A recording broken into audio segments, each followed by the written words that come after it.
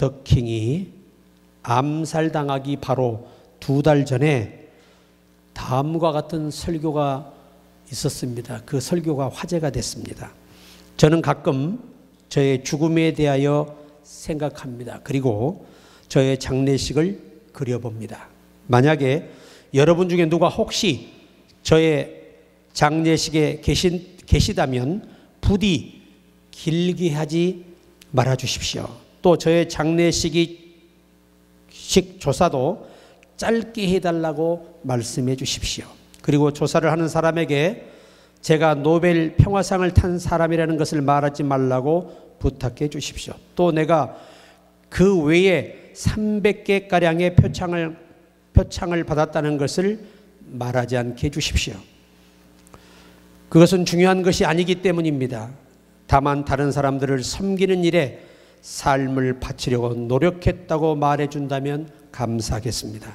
사람들을 사랑하고 노력했고 굶주린 사람들을 먹이려고 했으며 헐벗은 사람에게 옷을 입혀주려고 애썼으며 감옥에 있는 사람들을 방문하려고 노력했고 인류를 사랑하여 봉사하려고 힘썼던 사람이라고 말해주시면 감사하겠습니다.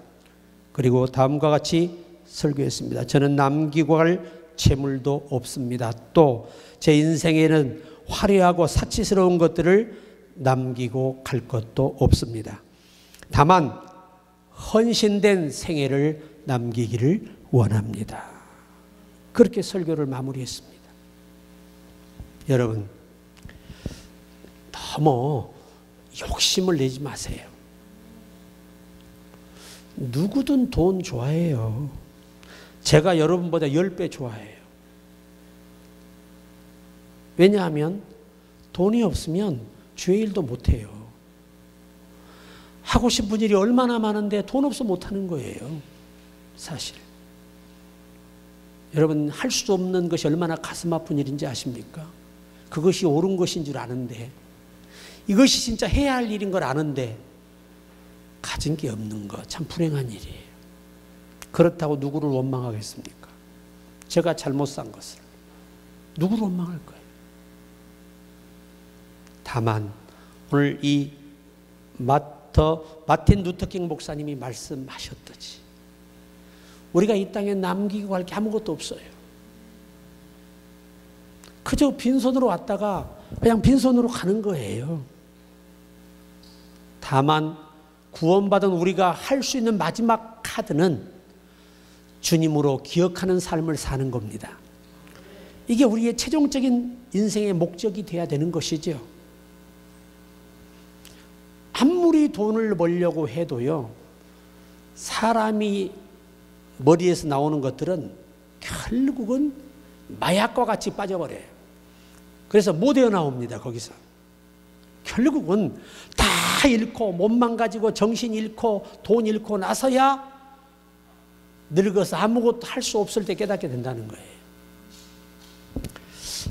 이 워십팀의 한 분이 이제 전도사님이 계시는데 그분 남편이 마약을 해요. 이거 끊기 힘들어요. 감옥을 몇 번 갔다 와도 못 고쳐요. 결국은 집안이 풍지박산이 나고 완전히 비극으로 치달아서 계속 감옥 가 있는 거예요. 폐인돼서. 우리가 돈을 벌기 위해서 여러분이 하나님이 방법이 아닌 방법으로 벌려고 하잖아요. 그러면 결국은 다 잃게 됩니다. 내가 얘기했죠. 3개 다 잃는다고. 건강, 젊음, 그 다음에 돈, 남은 인생 다 잃어요. 그런 일에 속거나 우리가 마음을 뺏길 시간이 없다. 차라리 그런 시간에 무릎 꿇어 기도해라. 하나님이 방법을 때가 되면 주셔서 잘 될 수 있는 거예요.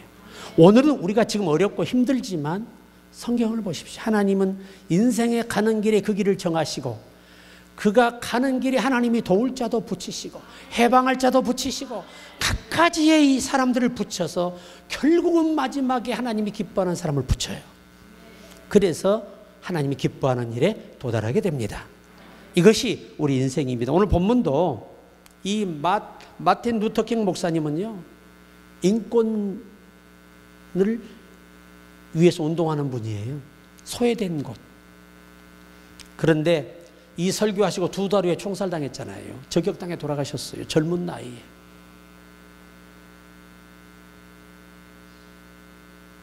누가? 반대 당원들 중에 한 사람이 죽였어요. 그것이 인생이에요. 그는 그 젊은 나이에 빛을 발하지 못하고 돌아가셨지만 세계의 소외된 사람들은 그를 기억하고 있습니다. 짧았지만 모든 사람 속에 기억된 마틴 루터킹 목사님은 소외된 사람들의 친구였어요. 오늘 이 본문의 여인이 누구든지 예측은 합니다. 마리아였을 것이다. 그런데 정확한 누구라는 것이 성경은 밝혀지지 않아요. 여기 시몬이라는 집은, 나병 환자 시몬의 집은요, 이 집 시몬이 누구였느냐? 바리새인이었어요. 바리새인. 굉장히 지위가 있는 친구죠. 그런 친구가 예수님 만나 치료받고 예수님 초청한 거예요. 그런데 그 식사 자리에서 한 여인이 들어와서 옥합을 깨뜨려 식사하시고 계시는데 머리에 부어요, 그냥. 그러니까 이 가치를 아는 제자들이 막 분노하는 거죠. 이것을 팔아가지고 가난한 사람에게 주었으면 얼마나 좋겠냐. 근데 가장 분노한 사람이 누구냐? 가룟 유다예요. 왜? 하나님이, 예수님이 헌금을 훔쳐가는 사람이니까. 너무 아깝지 않아요? 그런데 예수님께서 오늘 본문의 말씀의 핵심이 뭐냐면, 이 여자를 괴롭히지 마라. 내게 좋은 일을 했다. 어째 그를 괴롭히냐? 이 여자의 행한 일이 복음이 전파되는 곳에서는 기억되리라. 이렇게 말씀하셨어요. 자, 오늘 본문의 핵심 첫 번째, 향유를 머리에 부었다. 이겁니다. 예수님이 뭐라고 답하셨습니까? 이 향유를 부은 것은 내 장례를 위함이다. 내 죽음을 알고 미리 부어준 거다. 왜 이게 무슨 말이냐? 레위기 14장 29절에 보면 또 그 손에 남은 기름은 제사장이 그 정결함을 받는 자의 머리에 발라 여호와 앞에서 그를 위하여 속죄할 것이며, 기름은 사람에게 바르고 제물에게 바르고 제단에 발라서 하나님께 태워 올려서 하나님이 그 제물을 받으시는 겁니다. 또 레위기 6장 12절에 제단 위에 불은 항상 피워 꺼지지 않게 할지니 제사장은 아침마다 나무를 그 위에 태우고 번제물을 그 위에 버려놓고 화목제의 기름을 그 위에서 불사를 찌며. 그러니까 보세요. 번제물을 바치는데 항상 뭘 먼저 발라야 돼요? 기름을 바르고 드려야 돼요. 그래서 예수님이 이 땅에 오셔서 돌아가실 때가 되면 누군가 그 머리에 뭘 발라야 돼요? 몸에 기름을 발라줘야 돼요. 그래야 그 예언이 그대로 성취가 되는 거예요. 여러분, 이 좋은 부분은 전부 다 번제단에 올리고 그 나머지 있잖아요. 이 가죽이라든지 그 속에 창자라든지 이러한 것들, 요것들은 이 성막 밖에다가 태웠어요. 그래서 예수님은 십자가에 못 박히시되 그의 가죽과 같은 육신은 성 밖에 골고다에서 돌아가신 거예요. 다 이게 예언이에요. 그런데 어떤 분이 그래요. 목사님 가서 보니까 성 안에 있던데요? 지금은 성 안에 있죠. 정책이 바뀌면서 왕이 바뀌다 보니까. 근데 그전에는 예수님 시대는 성 밖에 있었습니다. 골고다가. 라틴어로 해골이라고 해요. 골고다를 해골. 그래서 예수님이 여러분 십자가를 지시는데, 그럼 구레네 시몬은 우리나라 성경에 뭐라고 기록되어 있죠? 억지로 십자가를 졌다고 기록되어 있어요. 이것을 표준으로 쓰면 어떻게 될까요? 우리나라의 언어학적 표현으로 쓴다면 원하지 않았지만 그 일을 하게 됐다는 얘기입니다. 그럼 이게 무슨 말이냐? 왜 내가 이 우리나라의 언어학적인 문제로 표현을 해드리냐면 그래야 성경이 맞아요. 여러분, 이 재물을 누가 제단을 올려야 돼요? 누가? 사람이 날라야 돼요. 아멘. 날라서 올려야 돼. 이 그림이 뭐냐? 예수님이 십자가를 지고 가시는 과정에 누군가 사람이 골고다까지 같이 가줘야 한다는 거예요. 좀 이해가 되시나요? 그러니까 구약의 예언 그대로를 예수님은 성취하셔야 돼요.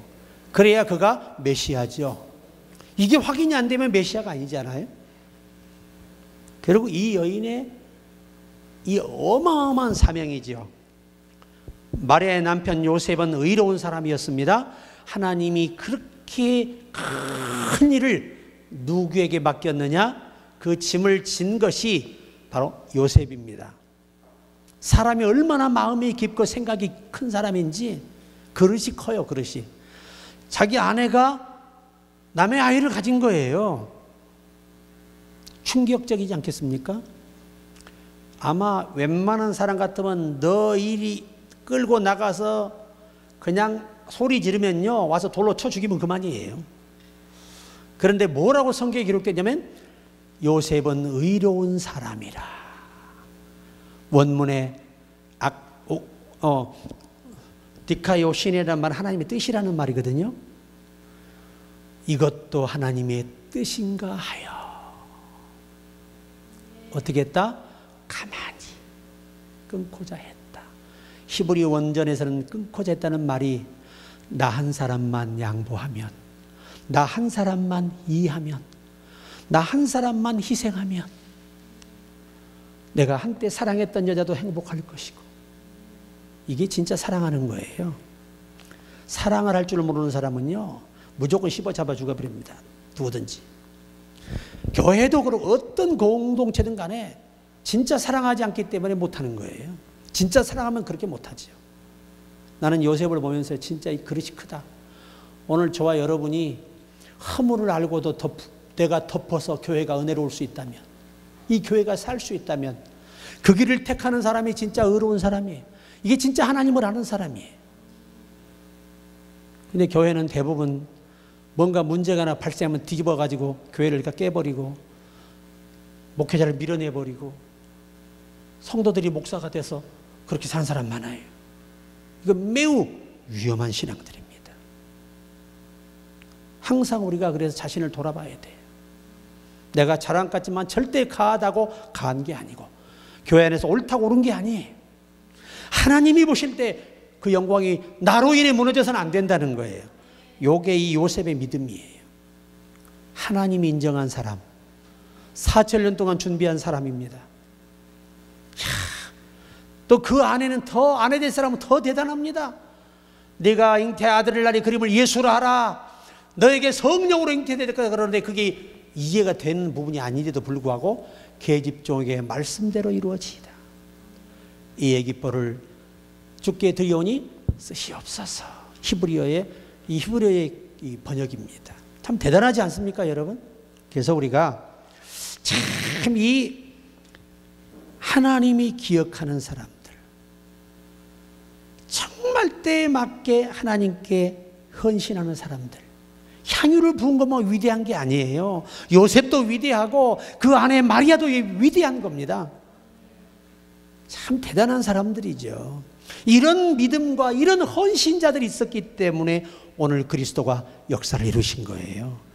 그리고 그 은혜를 우리가 지금도 누리고 사는 것입니다. 자, 두 번째, 치료와 그 은혜에 감사하는 헌신과 봉사다. 어떤 그 번역본에 보면 이 여인이 엄청난 질고를 겪었는데 치료받은 것으로 전해오고 있습니다.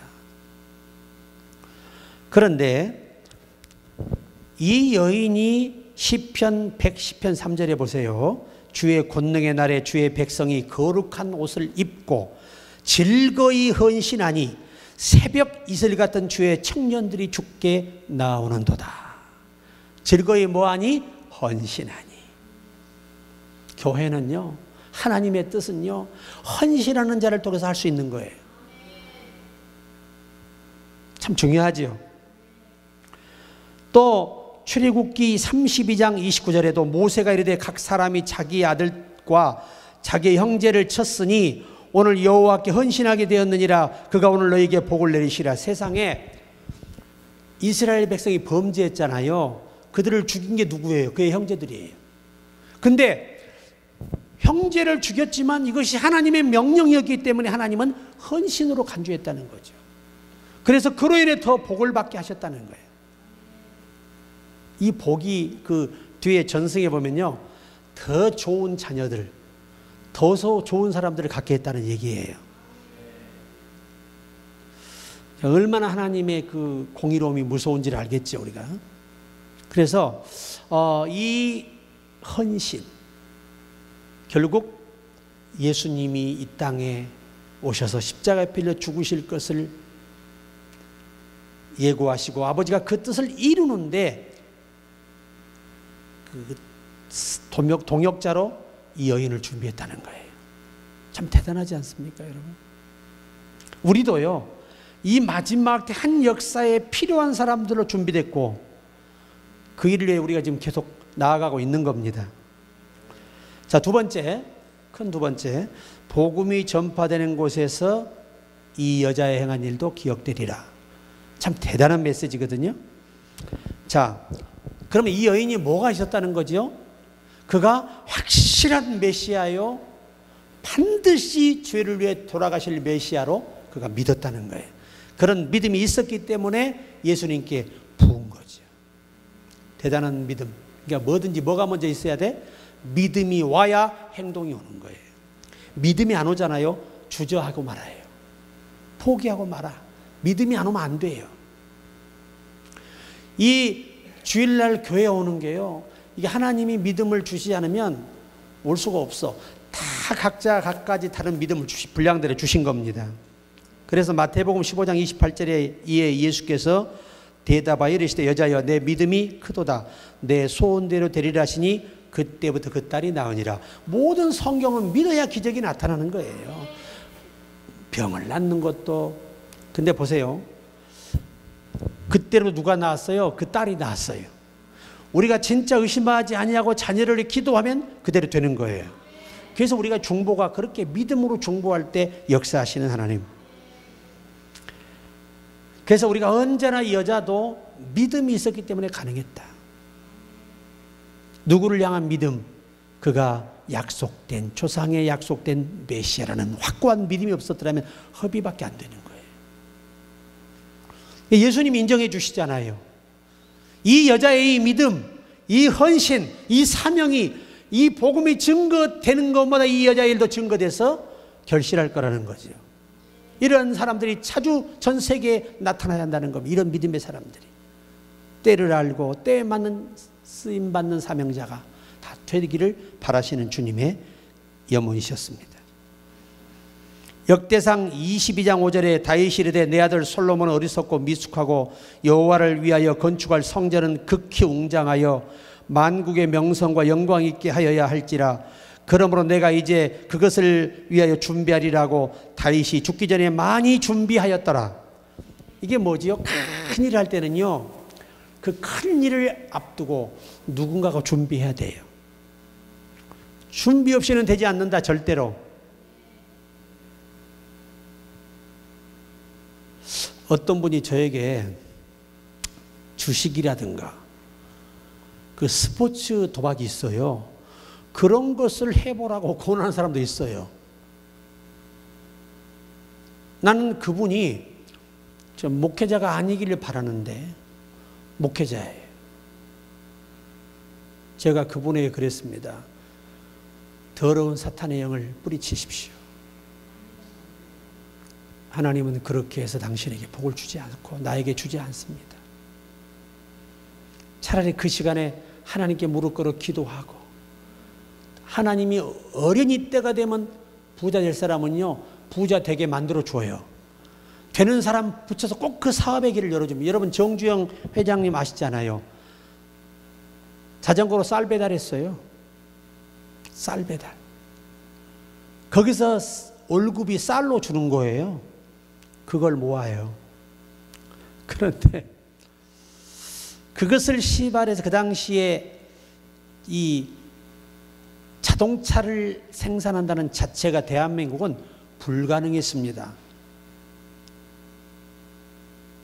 그 공장을 어떻게 지을 것이며 무슨 재주로 해서 기술자가 나와 차를 만들 거냐 이 말이에요. 그리고 이 쇠붙이 다루는 사람을 쌍놈으로 봤어요. 쌍놈으로 옛날에는. 그땐 그랬다고. 이건 정중 회장의 얘기예요. 그러니까 사람 취급을 안 하는 거예요. 그래도 끝까지 일본을 뛰어다니면서 이제 교류에 성공하게 됩니다. MOU를 맺고 한국에 생산 라인을 건설할 수 있도록 와서 도와달라. 기술자를 다 데려다가 그들을 통해서 기술을 전수하고, 처음에 차를 못 만드니까 일본 차를 갖다 조립해서 출시한 거예요. 이것이 우리나라의 최초 자동차의 시작입니다. 그런데 오늘날은 어떻게 돼요? 자동차 없이 살 수 있나요? 살 수 없죠. 왜? 한 발만 뛰어 뭐 타고 다녀야 돼? 겨울에 따뜻해, 비 와도 비 안 맞아. 얼마나 좋아요. 여름에 시원해. 그러니까 그 손가락질 당하던 때 그 고비를 넘기고 다 열심히 돈을 벌면서 사업 자금을 모으고 그 잠도 제대로 안 자고 일을 해서 오늘의 현대자동차라는 기업이 있는 거예요. 하나님은 심지 않은데 거두지 않아요. 우리가 믿고 기도할 때 하나님 때가 되면 주시는 거예요. 불필요한 일에 마음 뺏기지 말고, 시간 뺏기지 말고, 돈 뺏기지 말고, 몸 망가뜨리지 말고, 정신 병들지 말고 정상적인 믿음을 회복한 다음에 길을 찾으라는 거예요. 오직 믿음으로 될지니라. 믿어야 되는 거지 다른 걸로 안 돼요. 아무리 내가 벌려고 한다고 벌어지면 다 부자 됐지. 항상 저희 어머니가 뭐라는 줄 아세요? 귀신 떠나지요, 병 고침 받지요. 그러면 사례금 외에 돈이 많이 들어와 안 들어와? 옛날 분들은요 은혜가 많아서 그냥 돈을 퍼줬어요. 그냥. 그러니까 나한테 하는 말이, 이 돈을 전부 남 주지 말고 절반만 모아놔서 빌딩 큰 거 하나 샀을 텐데 왜 그렇게 사느냐고 나한테 몇 번 그러셨어요. 그때는요 내가 성령이 충만해서 주는 것이 즐거웠어. 근데 이제 와서 하나 후회하는 게 있습니다. 내가 진짜 성장하여 일하려고 하니 어머니 말씀이 다시 떠오르는 거예요. 그렇지. 주는 것도 있어야 되지만 내가 주를 위해 미래에 일할 것에 대한 준비도 있었어야 되는데 그게 지혜가 부족했다 그 말이에요.